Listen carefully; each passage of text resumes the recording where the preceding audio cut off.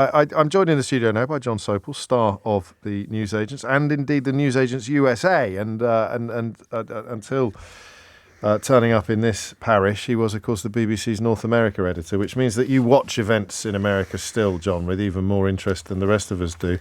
It's very hard to keep up with Donald Trump's legal travails, never mind his political situation. So the legal situation is that he faces 4 criminal indictments with 91 separate criminal charges.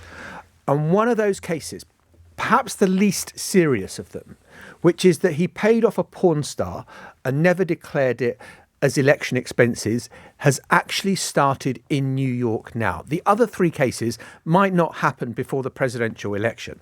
But we are treated to the spectacle now of Donald Trump as a criminal defendant having to appear in court just like any other criminal defendant in a dingy courthouse in Manhattan on the 15th floor as potential jurors are going to be examined to see whether they are fit to sit on the jury to try Donald Trump.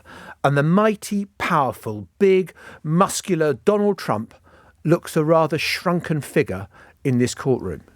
And that is not what some people were expecting or predicting. There's a lot of talk about how it would embolden him or play well to his. But I like the way you've described it as something that his supporters won't like the look of. Well, I mean, there have been reports that in the first 2 days, Monday and Tuesday, that at times he's fallen asleep. His eyes have kind of closed, his shoulders have slumped, his head's tilted forward and his mouth has lolled open.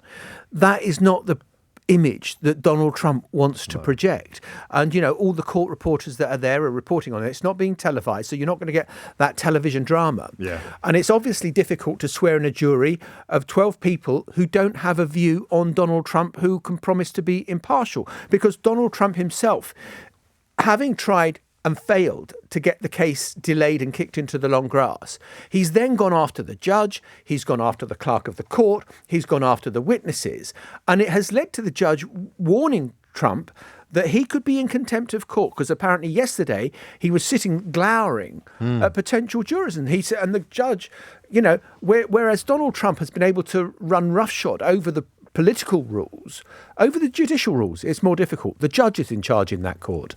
And I mean, to that point, 7 jurors sworn in already. They need to find 5 more and 6 substitutes. Yeah. Right, the process not quite as easy as it would be in a normal case. No, well, not as quite as easy in a normal case. And this also speaks to the American justice system, whereby, there is a kind of immense vetting going on of anyone who's going to sit on the jury. There'll be background checks that the prosecution and the defence will be doing to find out whether they've got allegiances or kind of have been paying money to a political party or whatever. So that will be going on.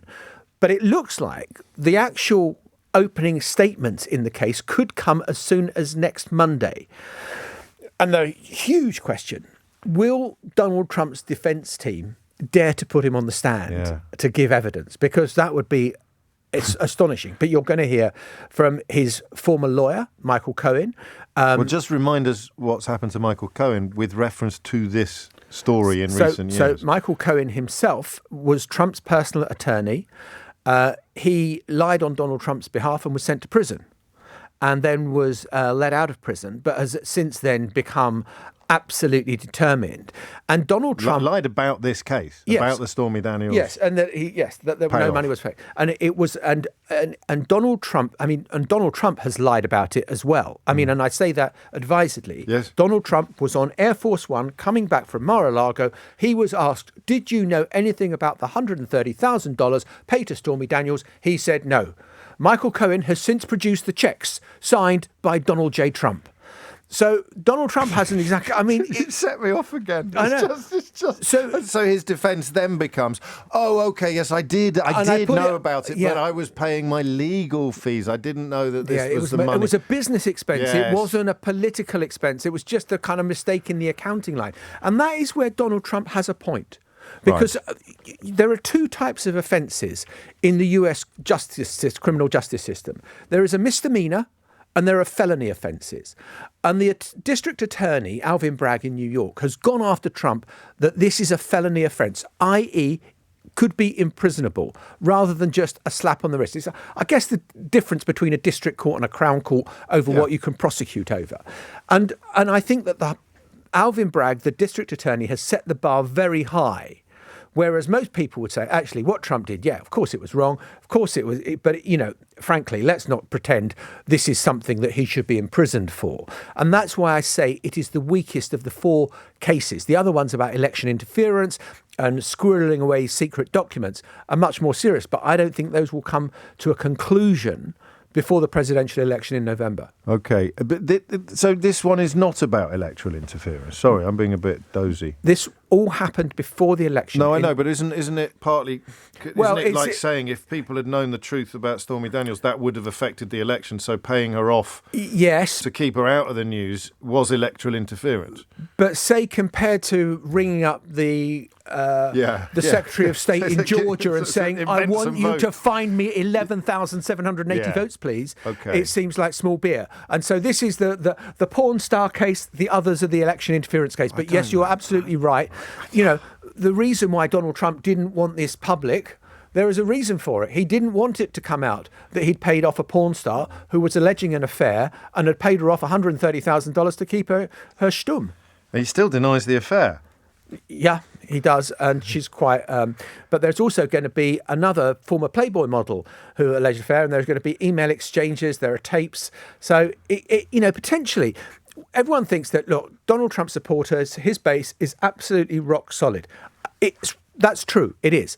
But there are an awful lot of people in the middle. Yeah, you don't know how still big in America. the base is. Yes, and so what matters are independent-minded Republicans, independents, you know, people who just kind of are of no party, but just want to hear. And if they see that Donald Trump is this kind of rather shrunken figure and just looks like any other person up before the beak in Manhattan, that's really then it's serious. In the words of Meghan Trainor, John, it's all about that base. I didn't realise that he is required to be there every day. So that's 6 to 8 weeks probably off the campaign completely. Yes. And I mean, for example, next Wednesday, he has got an appeal before the Supreme Court that he wants to get these other criminal cases dismissed, claiming that he has presidential immunity. And the judge in the case in New York said, tough. You're here. You've got to be here every day. So what he's doing is every time he comes into court, he sort of stands in front of the kind of crash barrier and will speak to the press and give his soundbite that this is a weaponized justice system. This is all grotesquely unfair. And dear American people, if they can come after me, they can come after you. I am the bulwark that is keeping these kind of evil people at bay. He'll do that.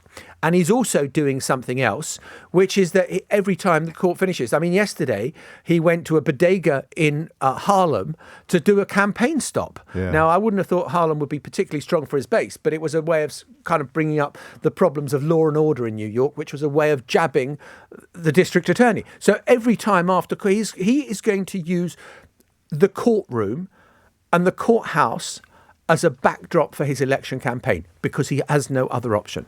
Do you think he fell asleep?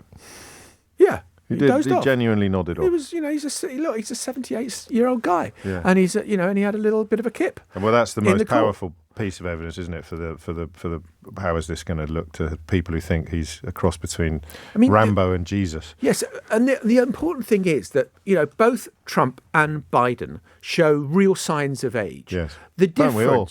Yeah, exactly. No, the difference between Trump and Biden is that Trump always seems energetic and loud, whereas Biden's voice sounds thin and raspy and he can't really get his voice project. And I think that is, and if you get Trump dozing off in court and everyone reporting it as such, I think that is potentially damaging because the image that he so loves to project is strength and invincibility, and being a defendant in a criminal court case is humbling. And finally, to that point, if he is found guilty, is jail guaranteed? A short sentence? Or rich people don't go to prison that much in America. I mean, really, it's kind of... that's a silly generalisation, but I'm sure it would not be that. It would be a fine, and then it would be appealed, and it will take... the wheels of justice in America move incredibly slowly if you've got enough money to pay lawyers to intervene at every step in the way, and Donald Trump has. And yet, I mean, there's stuff we haven't even touched upon, and we're almost out of time because there are questions over the company. I thought I was coming in here for 2 minutes. You could come in for 10 hours and not touch the size of it because you couldn't. There were questions over the bond guarantor as well, so he couldn't raise the money himself despite being. Saying he's got 300 million in the bank. Yeah, he got it. I thought he had it in his pocket. Yeah. So he couldn't raise the money himself, and then the company that did, then he couldn't raise it from traditional means, so an untraditional means came forward, and now there's questions over whether or not that bond is worth anything. Solid. Or not. Yeah. It's not this case that could see some of his assets being seized. That's a different case. Or those are two different cases. Just madness, man.